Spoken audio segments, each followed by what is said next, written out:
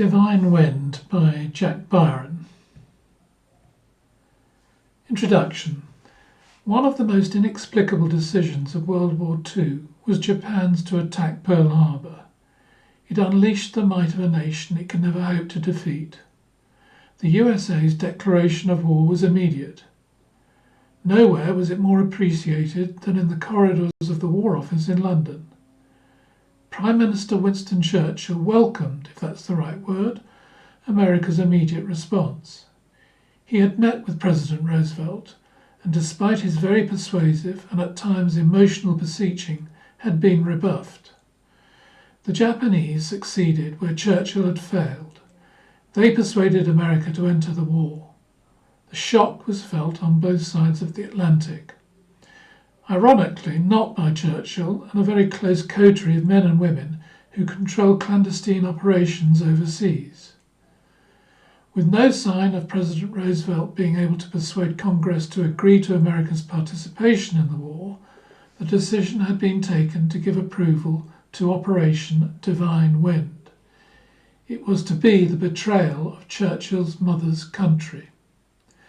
Of all the operations in the war, Divine Wind was the most ambitious and potentially dangerous for the operatives, who knew if they escaped enemy discovery, chances of repatriation were still virtually negligible. It was also a mission that could have a devastating impact on the participants of World War II.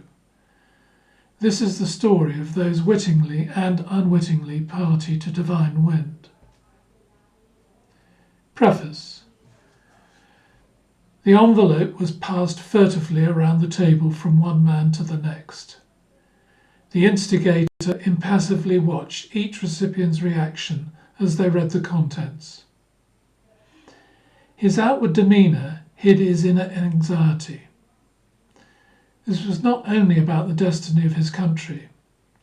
His credibility as a senior figure in the Japanese hierarchy rested on the substance of 3 decoded messages acquired from his American agent. To his right, Prime Minister Tojo. Opposite, Admiral Yamamoto. And on his left, Foreign Minister Tojo. In 1941, these 3 gentlemen were key members of the Supreme War Council of Japan.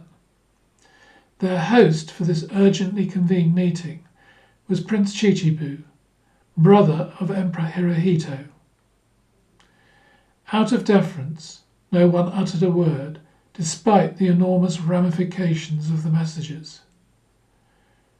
Tojo inserted the single sheet back into the envelope and handed it to the prince, imperceptibly bowing without disturbing his bow tie.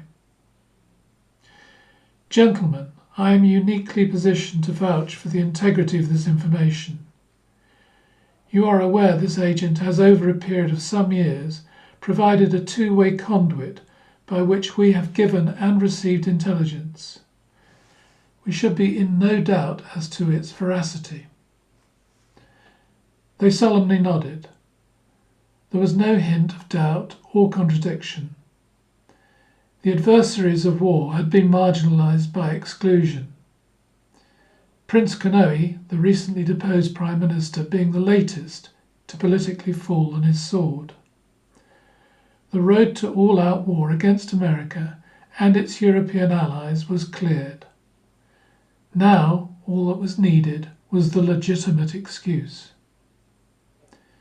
Prime Minister, I instruct you to seek an immediate audience with Emperor Showa.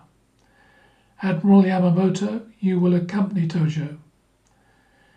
The order to execute Operation Hawaii will be presented for my brother's signature. The messages can be read out as support for the action. You may also confirm my affirmation as to their provenance. Within 1 week, on December 7th, 1941, a naval task force of the Japanese nation, led by Admiral Isokuro Yamamoto, committed an act of war by attacking the US fleet in Pearl Harbour, Hawaii. The next day, America and the United Kingdom declared war on Japan.